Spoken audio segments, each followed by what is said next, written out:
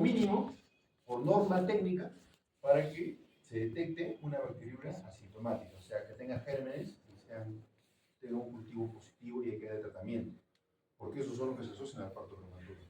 ¿Ya?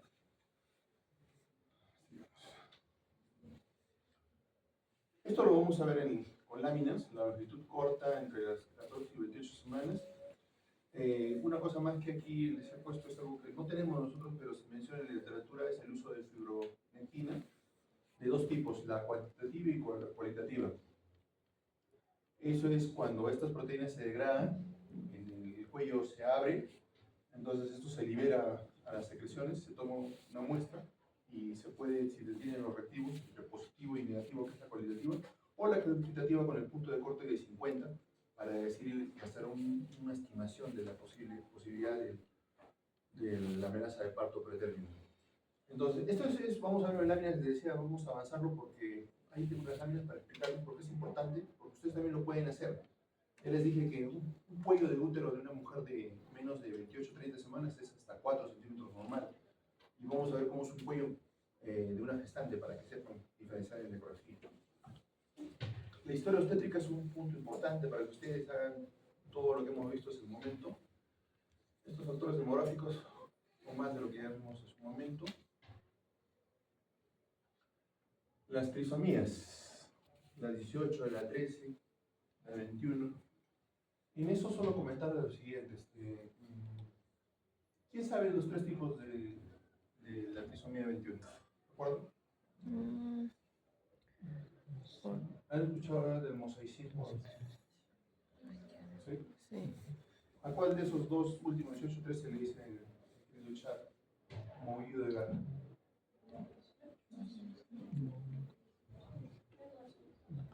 De Guarrocotán. Jóvenes, enseño embriología. Esto es para aplicar los exámenes. Deben dominar ese tema de estas trisomías. Es lo más común. Para que yo piense en internas, no van a entrar en internas. El Klinefelter. ¿Han escuchado qué es cómo es un Klinefelter? A ver, doctora, ¿cómo es un Klinefelter? ¿Qué idea tiene?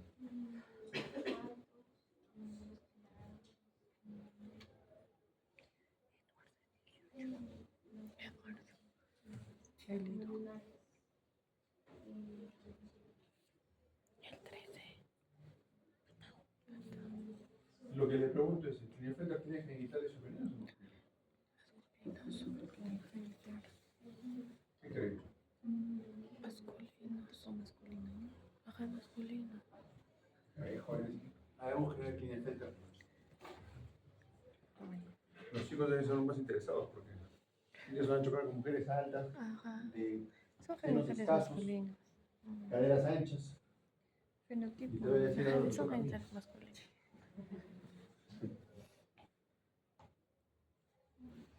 ¿Ya? ¿Quién encontró? ¿Cómo es el Klinefelter?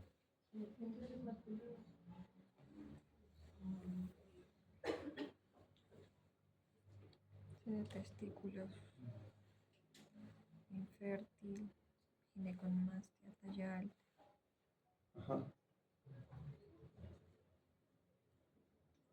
Un Klinefelter, dependiendo de qué tanta cambio genético haya tenido, a veces se puede asemejar a una mujer. Y muchas veces se hacen operar para ser mujeres, pero han sido varones genéticamente. A eso voy. Ya, entonces, eso hay que conocerlo, sinceramente. Esto ya lo han visto recién del crecimiento, me dicen. Las infecciones ya también lo vimos. Las infecciones ya también. Este cuadrito les sugiero que más o menos se lo aprendan. Cuando se habla de riesgo relativo, aquí, este factor biológico se utiliza para saber cuanto más alto, más relacionado con la enfermedad está, ¿cierto? Ya, por ejemplo, longitud cervical. Cuanto más pequeñito es el útero, ¿qué cosa tiene el riesgo relativo más alto? ¿De qué?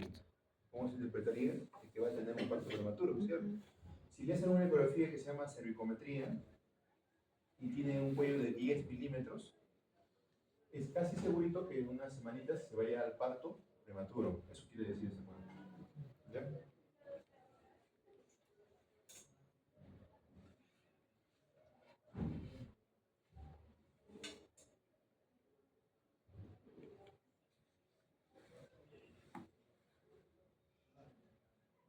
Bien, a ver, les decía que el riesgo de parto prematuro tiene mucho que ver con la historia obstétrica. Imaginemos dos partos previos prematuros, el 42 al 50% pueden ir a un tercer parto con seguridad. Y si eso se da entre 32 y 36 semanas, es el 3%. Menos de 32 semanas, casi el 57%, más alto todavía. Nacimiento término seguido de un parto prematuro, 21%. Parto prematuro seguido de un nacimiento término, 13%. Dos partos previos, 5%. ¿Qué es lo más alto? Cuando usted tiene historia obstétrica de dos partos previos. El parto prematuro, como les decía, es un condicionante prácticamente que se vuelva a repetir el parto pretérmino. Estos son los 4 mecanismos que les estaba hablando al inicio. Lo mismo, la activación del eje hipotálamo suprarrenal materno, que es la respuesta al estrés, la respuesta a la infección con inflamación, la distribución de la uterina puede ser por polidrano, por ejemplo, o un gemelar, y un golpe que puede causar un desprendimiento de placenta. Entonces, si ponemos esos 4 en este esquema, aquí, abruptio significa DPP, desprendimiento prematuro de placenta. Cambios en el microbioma vaginal. Les decía que las mujeres peruanas tienen, o las latinas, están en el grupo 4, y si eso cambia por algún motivo, ¿no? Puede producir una vaginosis y esto puede producir un parto prematuro. El estrés, como lo vimos con la activación del eje pituitario, sistema suprarrenal y la distensión uterina, o sea, un gemelar acá, por ejemplo. Nos acaba un golpe de una gestante de 28 semanas con placenta anterior, una paciente con infección urinaria o que tenga acá una vaginosis bacteriana, vaginosis, bueno, estrés, el que está acá arriba, el estrés, cualquier causa que cause una cirugía, por ejemplo, y la sobredistensión uterina, gemelares, ejemplo, polidramios también. Entonces, ubicados los 4 ejemplos de los mecanismos más comunes del parto pretérmino, podríamos descender a estos 2 puntos. Acá se juntan todos. Pueden llegar a través de estos mecanismos moleculares, pero al final, ¿qué cosa hay?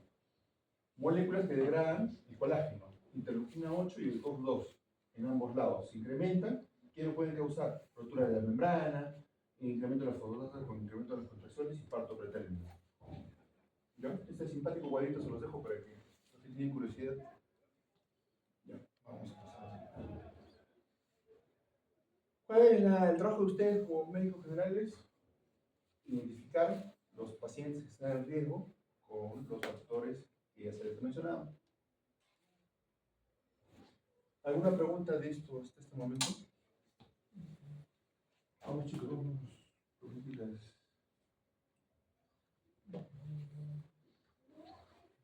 Muchas cosas, les adelanto, se hacen para el manejo del parto. Volvemos al ejemplo de 32 semanas, donde no está madurado el pulmón, y el niño, el bebé, necesita prematuro una maduración sistémica que lleve por sí mismo una maduración pulmonar.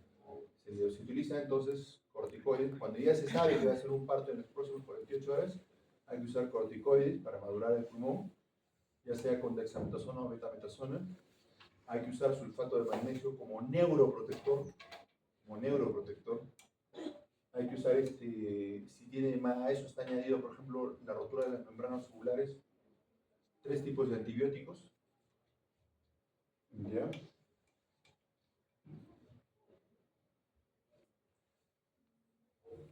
Para que estos medicamentos puedan hacer efecto, o darle un chance para que vaya madurando el bebito, ahí sí se hace tocólisis, que es un término que implica el uso de algunos fármacos, como los que están aquí en este de acá.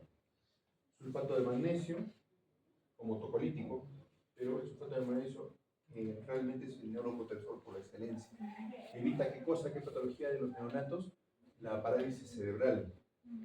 Ritodrina, que es un medicamento usado antiguamente, terbutaline, indometacina, nifedipina. Lo que usamos en los hospitales a grandes cantidades son dosis de ataque con 30 miligramos de nifedipino. Cuando queremos que el corticoide haga efecto, el corticoide como mínimo debe ser dado 2 días seguidos para que tenga algún beneficio certero en el prematuro. Entonces usamos el tocolítico para demorar lo más que se pueda el parto. ¿Ya? Lo más que se puede el parto. Entonces, aquí echamos mano al sulfato de magnesio, como les digo, pero para hacer neuroprotección. Y el filipino, como tocolítico, que tenemos nosotros a la mano y es más común, para... Saben que el filipino es un antagonista de calcio y es un antihipertensivo, ¿cierto? Sí. Ya. Pero en este caso es usado para, básicamente, como tocolítico, o sea, para hacer que sus contracciones desaparezcan. Ya, ahora yo les hago una pregunta. En el filipino, ¿ustedes creen que se puede usar en hipertensión gestacional? ¿Cuál es el problema de una paciente hipertensa gestacional actualmente? O sea, que tenga hipertensión esencial, simple gestacional, que tenga preeclampsia, que tenga un síndrome GEL, o que tenga hipertensión crónica más cualquiera de los que he mencionado. ¿Cuál es el problema? ¿Qué es lo que la mata a la paciente y al bebito? ¿Se han puesto a pensar en esa clase?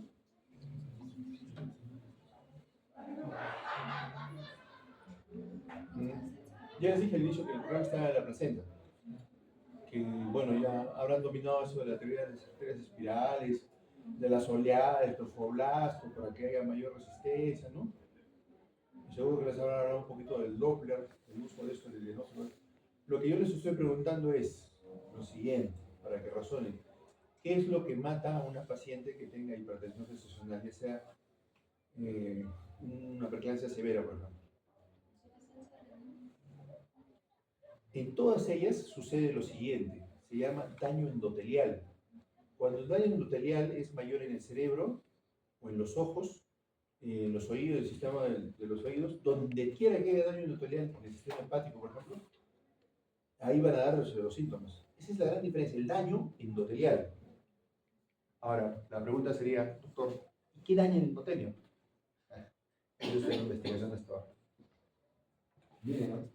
Antiguamente la preeclampsia, los tratados hipertensivos tenían el nombre de toxemia, porque antiguamente se explicaban ellos, hay un tóxico que anda liberado en la sangre de esas mujeres y anda dañando. Claro, hay un tóxico que hasta ahora no conocemos molecularmente, pero el problema es ese, ¿no? El daño endotelial. Por ejemplo, si hay daño endotelial en el cerebro y en las meninges, va a haber una eclampsia porque la paciente va a convulsionar. Si es del hígado, va a ver todo lo que es el tema del gel, por ejemplo. Cuando ustedes llevan los cursos de esto de obstetricia, tienen que tratar de hacer una especie de unidad. Por ejemplo, si ven los cuatro seguros se enseñan así. Por un lado, lo que es la hipertensión simple, la preeclampsia y eclampsia, el otro lado el tema del gel, ¿ya? Y por último, la hipertensión crónica, más cualquiera de los tres añadidos, ¿cierto? Así les han enseñado, porque es como se clasifica en el mundo. Ya, volviendo acá al tema, entonces el nifedipino no se usa como antihipertensivo, porque eso es lo que les quería preguntar. Porque ustedes van a decir, doctor, ¿y sería lógico utilizar una antihipertensión en una gestante con hipertensión para bajar la presión? Porque al fin y al cabo sí se podría usar, o sea, la idea es evitar que sus presiones sean demasiado altas, porque ¿saben qué puede pasar? El daño hepático produce una rotura del hígado y eso sí es muerte para la gestante. Pues nada se puede hacer, si se rompe el hígado de la gestante, sangra hasta que se muera. Uno puede entrar a la sala de operaciones y lo único no se puede coser el hígado. Ustedes han visto a alguien que cose el hígado, jamás. No hay forma de salvar la vida, solo se paquete el hígado con unas técnicas ahí y miramos al cielo nomás esperando que viva la paciente. Bueno, otra cosa que se puede echar en mano a digamos hasta las 20 y tantas semanas, es esta molécula, la progesterona. La progesterona, usado farmacológicamente, tiene la peculiaridad de relajar el músculo liso, como el útero. Entonces, si tiene contracciones o dolor, eso se usa mucho en las gestantes de 14 semanas, 16 semanas, 18 semanas. Ustedes van a escuchar que viene el doctor, ¿sabe qué? He tenido relaciones, lo único que he hecho es tener relaciones con mi pareja, estando embarazada 16 semanas, con mi pareja hace un día.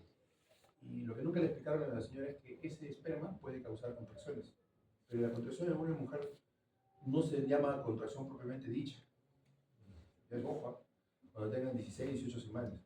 Ahí el dolor es tipo un cólico menstrual. Las mujeres dicen, ¿sabe qué? Me duele. Me duele como si vaya yo a menstruar o como si se le está cayendo algo, les van a decir. Entonces, ahí entra el uso de la progesterona. Seguro, y hago el parangón con esto de la hipertensión gestacional porque les han dicho la importancia de la aspirina, de 150 miligramos, ¿no? ¿Qué cosa es lo que hace con los trastornos hipertensivos? Solo los retrasa en su aparición. La progesterona hace lo mismo con el parto prematuro. Puede, usado bien, correctamente, puede retrasar en los pacientes que tienen factores de riesgo. Por ejemplo, viene una señora, a su madre, vamos a poner 28 semanas, en la cual tiene contracciones, acortamiento del cuello cervical a 5, protección de la membrana y todo eso. En esta paciente puede ser beneficioso el uso de progesterona para prolongar el tiempo, conjuntamente con nifedipino, con otros medicamentos más, para el uso, porque una paciente de 28, de menos de... miren, el bebito alcanza medio kilo, más o menos entre la semana 25 a 26, ¿ya? Más o menos alcanza medio kilo, esas semanas, en promedio. Entonces, por eso es que ahí viene la definición de aborto, ¿cierto? Por cómo define el aborto hay dos características, ¿no? Por el peso. por edad gestacional, otra, ¿cómo es la definición de aborto? Pero ¿cómo? Menos de 20 semanas. Menos de 500. Y 20 menos de semanas 500. puede ser, y puede ser otro punto del peso, ¿no? Y con una longitud de menos de 25. Por eso les decía que es importante que relacionen ustedes el peso de 500 gramos se alcanza más o menos a la semana 25-26 en una gestante que está normalmente nutrida. Bueno, entonces recuerden, relaja el músculo liso, disminuye las contracciones o el dolor en las primeras semanas del embarazo. ¿Ya?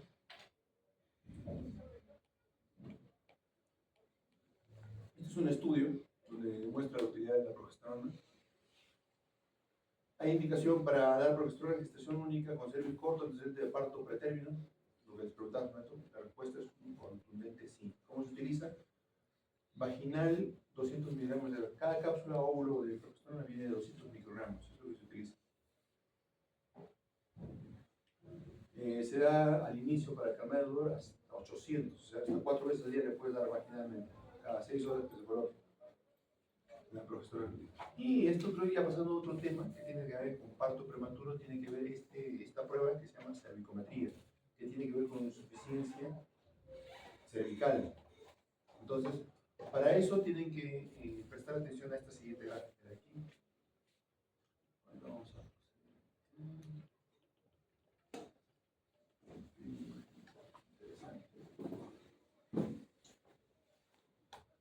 aquí. Miren primero esta lámina. Esto que ven acá, se supone que es la cabeza del útero, perdón, está la cabeza del bebé. Ahí. Este es el orificio cervical interno, el transductor. Este es el canal vaginal y este es el orificio cervical externo. Aquí. Entonces, hay dos maneras de medir el cuello. El cuello nunca es recto, por si acaso. No es que sea así como la flechita que está acá en los puntitos, sino es como un boomerang, así como un boomerang. ¿Ya? Entonces, lo mejor es medirlo primero así y después así, en vez de como está en el dibujo así de largo. La idea es que ambos pueden servir. Y la idea es que ustedes sepan cuánto es el punto de corte que se utiliza. Cuando a las 25 semanas se encuentra un cuello de menos de 25 milímetros, ya les dije, ahí hay un problema. Se llama cervix corto. Ahora, una cosa es encontrar este cuello así cerrado en ambos extremos, en el orificio cervical interno y el orificio cervical externo. Una cosa es encontrarlo pequeñito pero cerrado a ambos lados, y otra cosa es solamente está cerrado esto y acá se está abriendo como un embudo, como es lo que están mostrando los otros dibujos de acá. Este, por ejemplo, aquí. ¿Ven? Aquí está esto y esto estaban unidos en el dibujo anterior que vimos. Aquí en este dibujo se ve que está abierto. Esto se llama signo de embudización ecográfica del cuello, del orificio cervical interno. Entonces aquí, obviamente, el cuellito que le está quedando, o sea, pues 10 milímetros, por ejemplo, ya nos está diciendo que hay una posibilidad de que ese parto se vaya a dar en las próximas horas.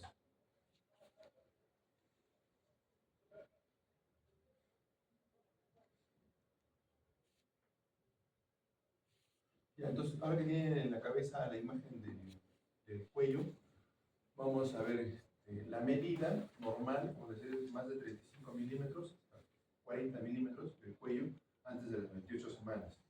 ¿Ya? exámenes se hacen por ecografía transvaginal. Después tenemos la prevención del parto pretérmino es en base a la identificación de los factores de riesgo, a la cervicometría y al uso de progesterona. A eso se entiende cuando hacemos prevención del parto pretérmino. Y la prueba gol estándar en este tema es esto, pues, el tamaño cervical, o sea, el tamaño del cuello del útero. Por ejemplo, está abierto por el orificio cervical interno, encima está abierto aquí y tiene un mal pronóstico. Entonces usted dirá, doctor, y en base a la longitud se puede saber cuántos días o semanas va a darse el parto. La respuesta es sí. Ya. Entonces, estas son unas medidas estándar. Por ejemplo, antes de las 28 semanas, como les decía, menos de 25, ya se considera cervix corto.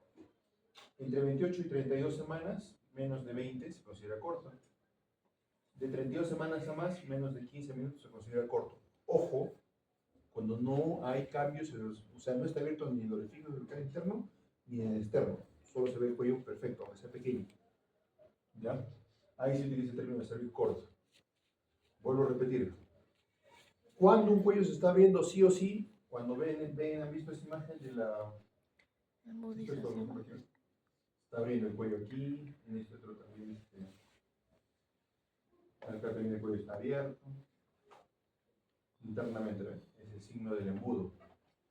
Cuando eso ya, esa imagen ya se reporta, el parto va a ocurrir en las próximas 48 horas, 72 horas, como máximo.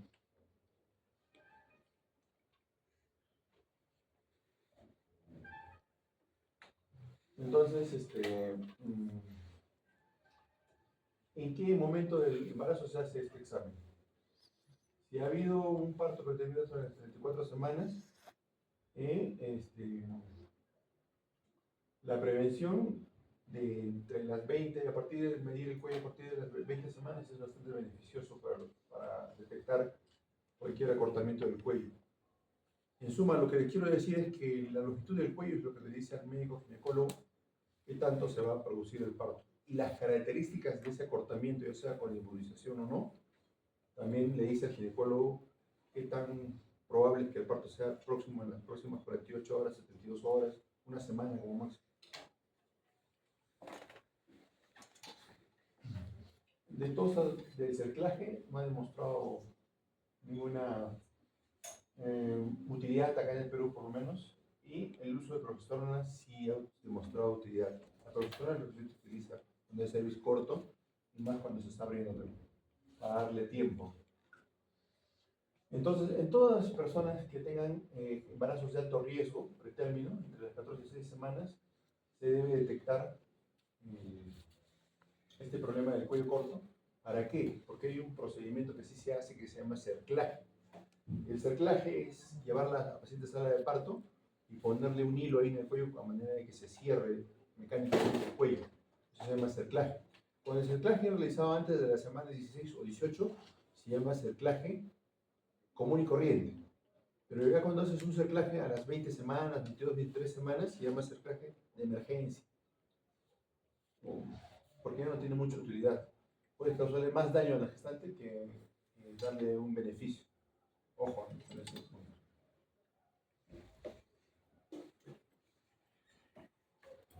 Entonces, en toda mujer que hay que tenga factores de riesgo para parto pretérmino, está indicado sí o sí el screen universal en estos pacientes, en todas las pacientes que tienen riesgo. Señora, vaya a hacer una cervicometría o le hacemos una cervicometría a nosotros.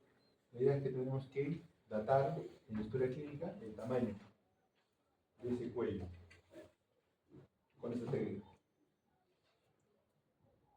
Esta es la técnica, como se explica aquí, no hay mayor complicación. Esto es lo que les decía. La mejor forma es medirlo en ella. Acá está cerrada la parte interna, este es el valor promedio. Da igual la cabeza del bebé, el transductor, el cuello del útero, la parte externa. Entonces, les vuelvo a repetir, un cuello común y corriente, normal en una gestante, es esta imagen debe dar. Así, exactamente como está en el dibujo. Ya cuando hay un signo de inmunización, Eso quiere decir que el cuello se está abriendo. Lo único que te queda es darle progesterona para retrasar lo máximo que pueda, darle corticoides si tiene 28, 29 semanas. Si tiene contracciones, le das difedipino como tocalítico. Y si ya el parto va a ocurrir en las próximas 24 horas, le adhieres el sulfato de magnesio en la dosis que estaba anteriormente, de ataque y de mantenimiento, para evitar la parálisis cerebral, que es un daño que sufren estos bebés. Este término de slush significa barro. Es una especie de sustancias que se acumulan en el orificio del organ interno aquí, como esto que está aquí en la ecografía. Y eso también puede darnos un antecedente de que pudo haberse ocurrido ya una rotura de membrana y una posible coreogenitis. ¿Ya? Eso es cuando el ecografista informa de este término, o barro dentro del orificio del interno. Bien, entonces, como decía, antes de la semana 24 para abajo, punto de corte 25, ¿no? Después de la semana para adelante, están como en el cuadrito anterior, 20 o si no, 15. El diagnóstico es ecográfico, ahí sí informan así, por ejemplo, bajo riesgo de parto pretérmino, si el cervical es mayor de 26, 25 milímetros, ¿no? Por ejemplo, acá 20 milímetros, alto riesgo de parto pretérmino. Entonces, acá lo único que falta es sumar la edad gestacional a estos embarazos. Otra vez aquí. El barro biliar, el cuello está abierto, ya disminuye el tamaño de lo que indica el gráfico. Entonces, la prematuridad más el acortamiento de cervix es un peligro porque vas a tener un parto prematuro y hay que darle a la gestante la mayor cantidad de chance, mandándola a un centro donde pueda ser manejada. Y si es que es un problema de, digamos, hay que investigar, ¿no?, qué es lo que está llevando. Si es una infección, puede ser reversible porque le das antibióticos y puedes matar esa vaginosis bacteriana que tiene la gestante. Si es un problema de polidramios, ya sea porque el bebito está bien, pero el polidramios en el 50% de los casos es de etiología desconocida. Entonces, ¿cómo se le ayuda? Le hacen una paracentesis, o sacarle simplemente una amniocentesis en este caso, sacan 1 o 2 litros de líquido amniótico y le hacen cada 2 o 3 semanas este procedimiento. Entonces, de esa manera hacen que el útero no crezca mucho y entonces le dan el chance para que no tenga. Entonces, hay cosas que se pueden hacer si se detectan en estas pacientes. Los anclajes se decían la de rescate, el profiláctico, indicado. El de rescate es cuando tenemos de 20, 24 semanas, 26 semanas, no tiene mucha efectividad. Y se puede usar inclusive en el cervix corto y depende mucho de la expertise del cirujano que va a hacer esto, o sea, el ginecólogo, porque no debe dañar basta que le dé una puntada a la membrana coreogeniótica, ya la condiciona a una rotura en las próximas horas, básicamente. Dicho sea de paso, si alguna vez les toca a ustedes, la señora dice, ¿sabe qué, doctor? Sí, a mí a las 13 semanas me hicieron un cerclaje y la señora tiene 32 semanas cuando ustedes le examinan. Señora, acá ni más venga, usted tiene que hacerse controlar en un hospital, usted tiene 32 semanas. Imagínense que pase así el tiempo, le tienen que sacar el cerclaje, porque imagínense que empieza un trabajo de parto, se corta por el cuello, porque lo que le ponen ahí es seda o vicril, que son suturas que no son absorbibles fácilmente y demoran muchos meses, y en el caso de sedan era años. Bueno, esto es lo que les comentaba, los 25 minutos con el punto de corte, cerclaje, que hablé en casa. Aquí está el tema de la relación de cómo se usa el progesterona suplementario.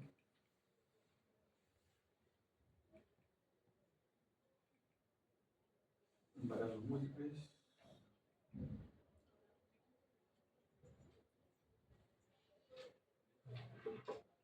Este cuadro, ya como conclusión, ya para acabar el tema del parto pretérmino, nos dice bastante, en el sentido de que empieza arriba otra vez con sospecha, insuficiencia cervical, cómo se llega a la sospecha, si hay antecedentes más una ecografía, llegan a esto.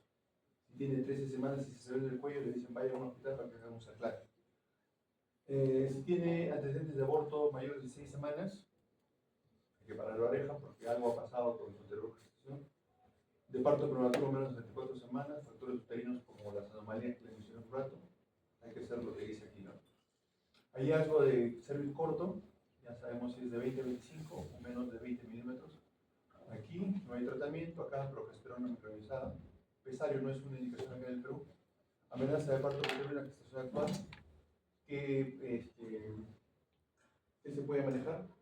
No, ya cuando tenga amenaza de parto en el parto actual, y tiene, por ejemplo, esto depende de la edad gestacional, ¿no? Si tiene, por ejemplo, vamos a un ejemplo de 34 semanas. En 34 semanas ya no tiene mucho que utilizar, la progesterona. Por eso acá dice no progesterona. Este punto aquí.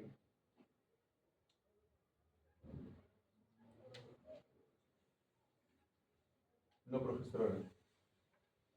Si tiene más de 34 semanas, 6 días, tampoco ya no se evita el parto. Vayan ustedes a...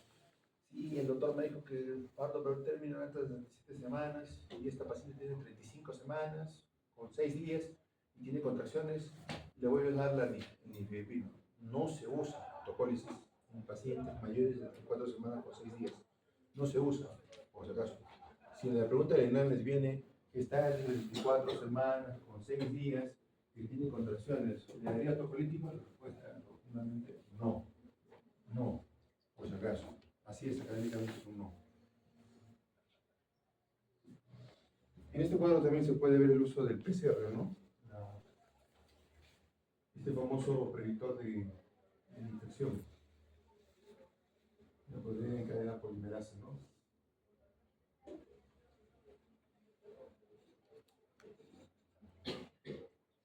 Ya. La pregunta de este hijo es... Este tema lo vamos a ver después.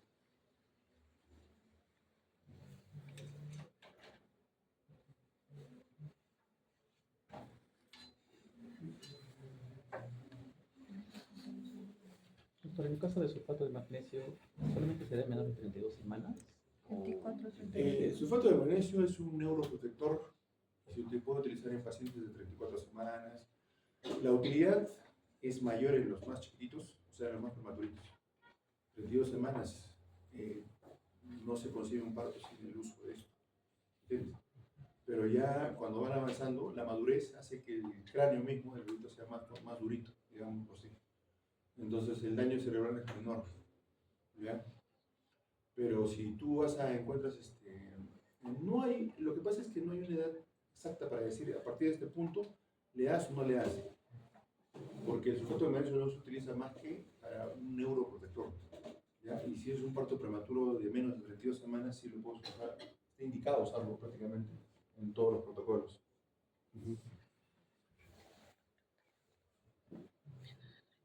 Vamos, sobre doctora, ¿qué están conversando? Cuéntame. no, le preguntaba de la semana. ¿Ustedes han escuchado cuando hacen el uso de sulfato de magnesio seguro en otra clase donde hacían el traslado de pacientes con hipertensión gestacional? ¿Por qué le dan a una paciente con hipertensión gestacional sulfato de magnesio? ¿Para ayudar al bebito? Evita las convulsiones de la madre, ¿cierto? Y también es una dosis de 5 miligramos en cada nalga, como dosis, pues si no tienes una vía, ¿no? Por ejemplo, son formas de administrar el sulfato de magnesio. En ampollas de 5 mililitros vienen.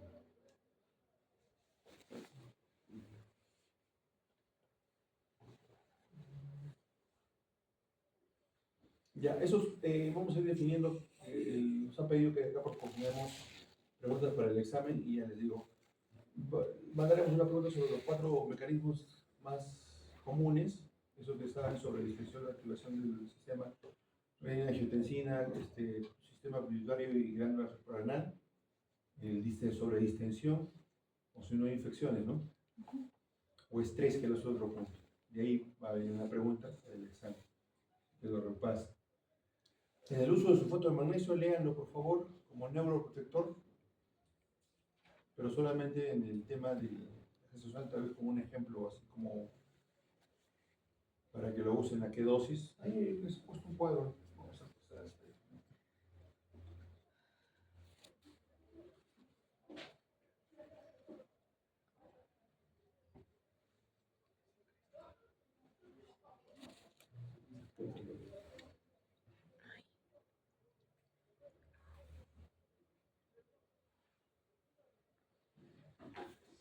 Esta dosis de acá también sirve para la nueva protección de falta de magnesio.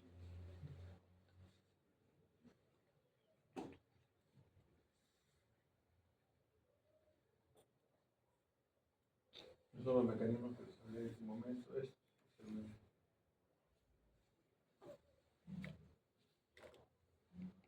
Aquí les he mencionado un punto que nadie ha preguntado. ¿Por qué estreptococos del grupo B?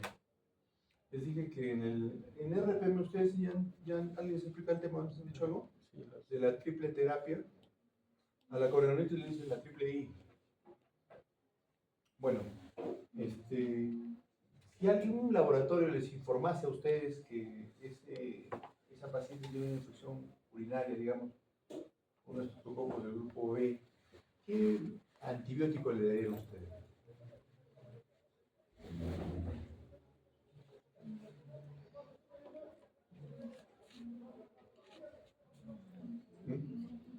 ¿Qué antibiótico le darían? Dicen que es anticongénito, doctor. La ampicilina, ya, vamos a analizar. La ampicilina, gentamicina. ¿La gentamicina a qué familia pertenece? A los aminoglucósidos, ¿no? Sí. ¿Y la ampicilina? Penicilinas. Penicilinas. Penicilinas. Betalactámicos. Ajá. Claro. Ahora positivo, ¿cierto? ¿La gentamicina va a un gran negativo o un gran positivo? Gran negativo. ¿Cuál es la diferencia entre un gran positivo y un gran negativo? La pared. ¿Quién tiene pared? Gran negativo. Gran negativo. Es muy importante que ustedes aprendan el mecanismo de acción de cada antibiótico, qué familia pertenece. Y aquí aprovechamos algo que de repente no está claro para ustedes, que es el uso de los fármacos a nivel internacional. Tiene 5 categorías: la A, la B, la C, la D y la X, ¿cierto? Ya, se usa de forma, digamos, sin problema alguno, la categoría A, y los fármacos que usan la categoría B. La C es riesgo-beneficio conjuntamente con la D. La X no se recomienda porque causa bastante riesgo. Y la gentamicina está en categoría C. Por eso les decía, cuando vayan a dar gentamicina a una gestante, piénselo bien, porque si la paciente ha tenido daño renal, buscar otro antibiótico. Pero el problema es que ahora en el Perú, ustedes saben que el Perú es el primer país en el mundo, y en eso siempre nos seguimos los peores en las peores cosas. Somos uno de los peores países donde, ¿por qué? Porque hemos hecho grandes resistencias bacterianas. Somos los campeones en resistencia de las bacterias a tal punto de que no tenemos antibióticos ya para darles a algunos pacientes. Viene el urocultivo y te dice resistente a todo. A todo. ¿Qué le dices a la señora? ¿Se va a morir? ¿Y usted cree que se cree en eso? Antiguamente, hace 20 años, se usaba bastante lo que era el medicamento nitrofurantoína. Escuchen, ¿no? Nitrofurantoína. La nitrofurantoína, hace 20 años, así como las quinolonas actualmente, si ustedes hablan de resistencia bacteriana, cualquier médico les va a decir ya no se usa quinolonas para infecciones urinarias porque hay una alta resistencia. O sea, en pocas palabras, nadie da ciprofloxacina en una infección urinaria. ¿Por qué? Porque justamente ha hecho mucha resistencia. Igual el nitrofurantoína era lo mismo hace 20 años. Y así, digamos que cada fármaco tiene un periodo, una etapa de uso y con su resistencia respectiva. ¿Por qué les digo esto? Porque actualmente casi todos los urocultivos de las gestantes, todos, si no es todos, vienen con todos sensibles a la nitrofurantoína. Como la nitrofurantoína se dejó de prescribir y de usar como 10 años, otra vez los gérmenes que iban naciendo ya no tenían resistencia natural a la nitrofurantoína. A tal punto que la nitrofurantoína es más poderosa en algunas infecciones urinarias que las mismas estraxona, que las ampicilinas y otros fármacos. Ojo por eso. Pero hay dos tipos de nitrofurantoínas, las del Estado y las de los particulares. Y ahí hay una gran diferencia. Tómense las del Estado, esas nitrofurantoínas que le produce epigastralgia a la mujer, estreñimiento, boca amarga, ya no toman náuseas y vómitos, les exacerban. Por eso hay gestantes de 11, 12 semanas, ¿sabes? Que cometes el error de prescribir eritropoyetina y si tiene hiperemesis gravídica, ya la condenaste a unas náuseas, somos horribles. En cambio, si le das, por ejemplo, uno de marca, por ejemplo, macrodantina XR de liberación prolongada, una tableta cada 12 horas, y la cubierta no evita que la paciente tenga daño. Y eso es muy importante que ustedes sepan. No sé si alguien les ha explicado el tema, pero el medicamento, imagínense esto, tienen una pastilla en las manos y se ponen a pensar, dice por ejemplo paracetamol de 500 miligramos, y así cualquier medicamento. Cuando dice paracetamol de 500 miligramos, ¿ustedes creen que 500 miligramos de paracetamol tiene ese medicamento? Eso es lo que todos pueden pensar, ¿cierto?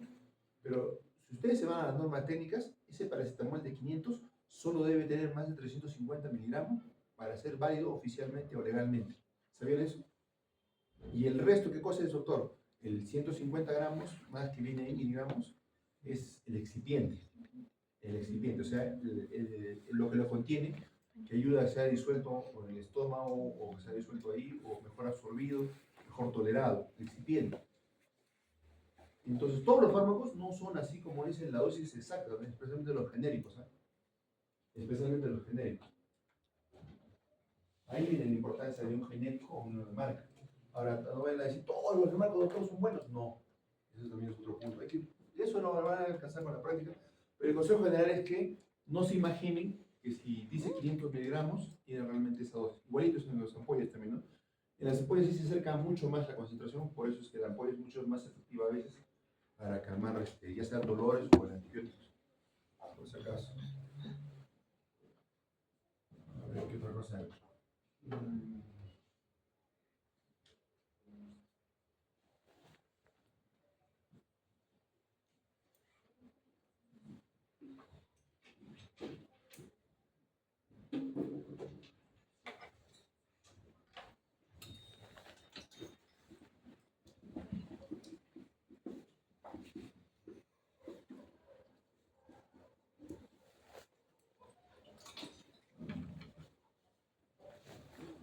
Yo la delegada no ha llegado, ¿no?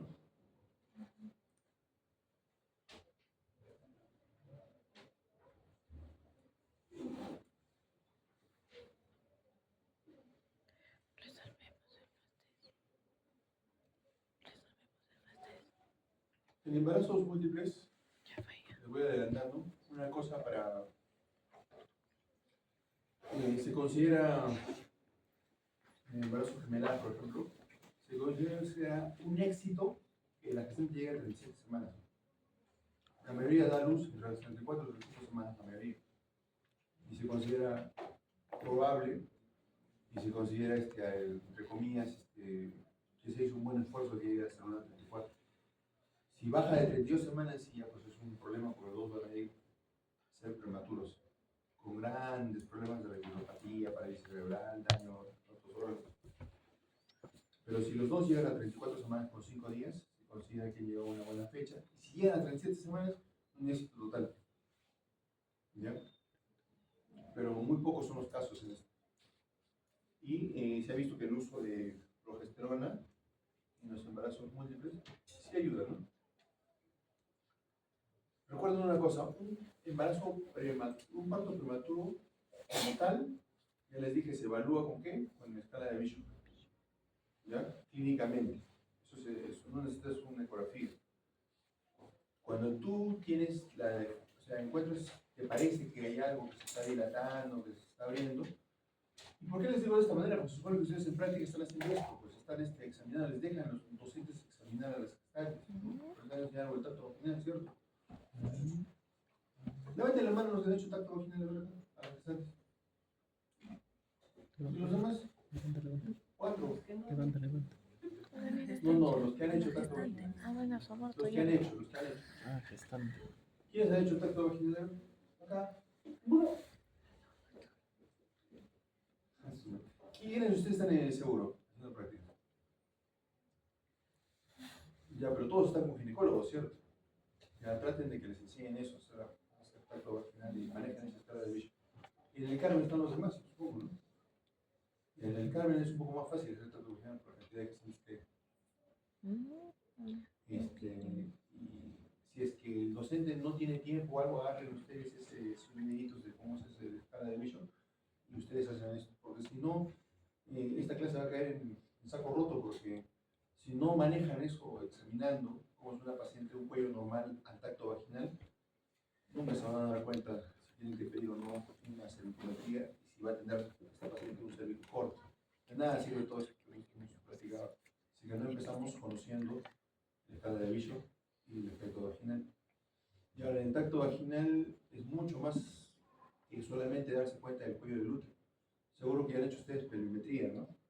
No, tampoco. Sí. Bueno, entonces la pelvimetría es la evaluación de los tres estrechos con solo el tacto vaginal, estrecho superior, medio e inferior, que también es importante para que sepan si ese embarazo va a terminar en una cesárea o en un parto vaginal. Bien, jóvenes, ¿alguna pregunta? ¿Algo, por favor? Entonces, ¿cuándo creen ustedes que podremos hacer la clase de doctor? Ustedes lo conversan con su delegado. Que sea, por favor, la otra semana, ya de esta clase de parto pretérmino y cervicometría, ya digo, el parto pretérmino, acuérdense de los factores más importantes, iba a salir una pregunta, de los vías de inicio de esos 4 de patogenia, y la última pregunta de este tema va a ser el tema de la medición de la cervicometría. Que le voy a dar al doctor y a escoger cuál de esas 3 preguntas que se ponen en el examen. En la clase de embarazo y sus complicaciones, múltiples sus complicaciones, perdón, de ahí sí es bastante importante y es más larga que esta clase inclusive porque se hablan el médico se hace trazar la idea que ahora se hagan más complicaciones. Se va a ver lo que es el síndrome TRAP, el síndrome de la absorción de un feto a otro que es Transmisión feto-fetal. claro, transmisión feto-fetal. O sea, un bebito se muere y el otro gemelo va a vivir o no, doctor. Eso hay un montón de casos. Un día hemos visto a una paciente que tenía un embarazo doble. Uno era una mola y el otro era un bebito que estaba vivo. Se ha mandado a Lima porque y en la mola había salido un coriocarcinoma. O sea, que el coriocarcinoma es como decirle, ¿sabe qué, señores? Es un cáncer. Va a invadir a metástasis, va a ir a su pulmón y saldrá su bebito también vivo, pero usted va a morir. Hay cosas increíbles que se ven. Y las únicas, algún día, antiguamente preguntaban, por ejemplo, en los demás, de antes, las primeras veces, ¿cuál es una emergencia, una superemergencia? Un embarazo. La mola, el tratamiento de la mola es una emergencia, se maneja como emergencia, porque tienes que determinar si es una mola común y corriente o es una mola invasiva. Y si es una mola invasiva hay que determinar si es un coriocarcinoma, que es como un cáncer. Pero solo se hace con un diagnóstico histopatológico, o sea, con biopsia o mandar la pieza al estudio. Ya, entonces, a ver, ¿ninguna pregunta? Ya llegamos por sentado el tema, entonces ya con su delegada nos pondremos de acuerdo para partir del lunes de esta semana que viene, una nochecita que tengan tiempo, o un mediodía, o no sé, un fin de semana de la otra semana que viene, para hacer la clase ya. El jueves es el examen. ¿El jueves es el examen? Por eso nos entraste.